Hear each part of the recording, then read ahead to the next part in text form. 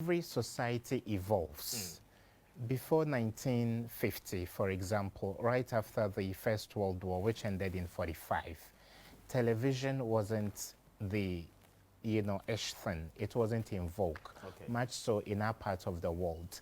And so if you had a grandfather who was a farmer, all he knew about the world was a farm in the village. But when television brought activities that are done in other parts of the world close to us, then people looked around. The water I drink, there's better water somewhere. The cloth I wear, there is more fashionable cloth somewhere. So that tipped this country on the path of consumerism. So people weren't content gradually with what they had. And today, Kwame, a young person in the university whose parents can afford a 500 Ghana cedi phone, for all you know, it could be a China phone. But right from the get-go, he becomes the butt of all jokes. Everybody will mock you. Oh, you are using a yam. Because they want you to buy an iPhone that would cost you not less than 5,000 cedis. So there is a certain feeling that for you to keep up with the Joneses, make money through whichever means, whether through good or foul means.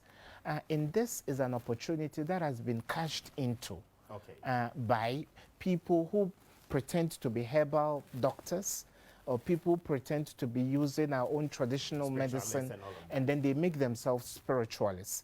And media houses allow them to come on TV. Yes, because they pay. The monies they double on TV are all fake. They are all fake.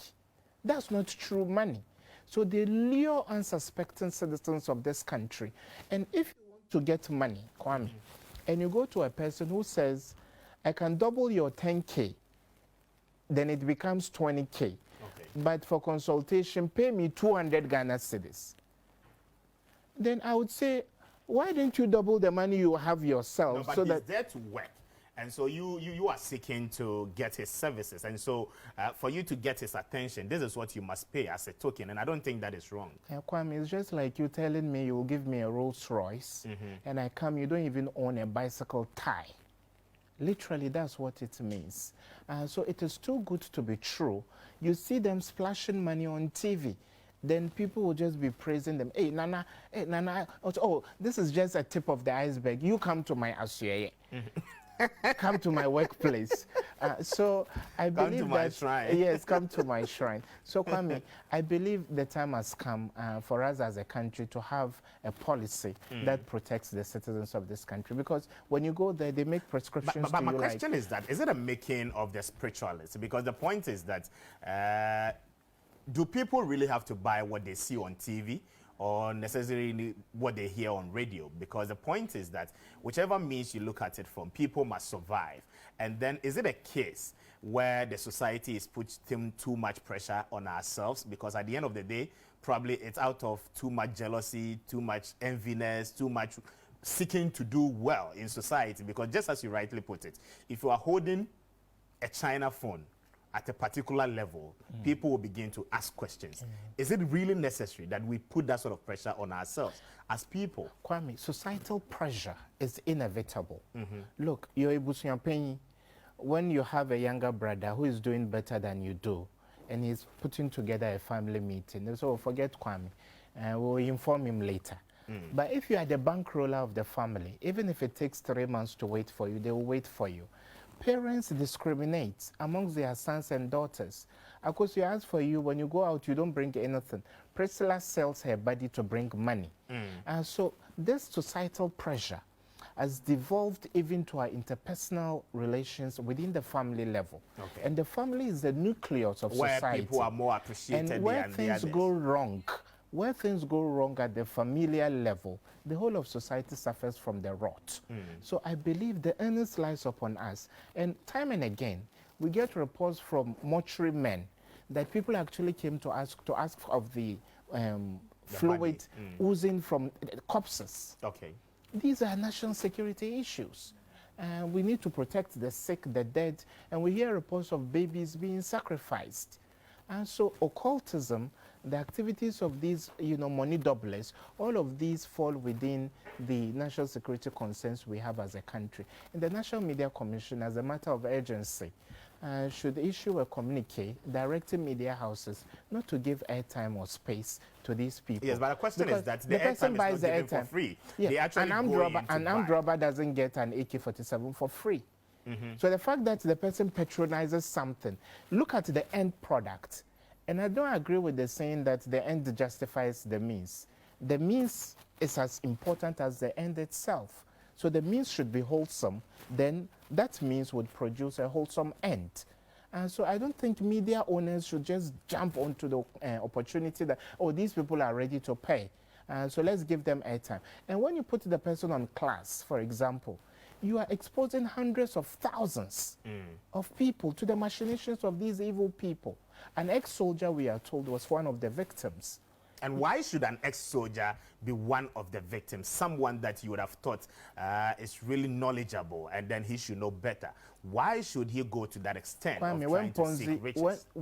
All of that is as a result of consumerism. Who doesn't want to be called a house owner?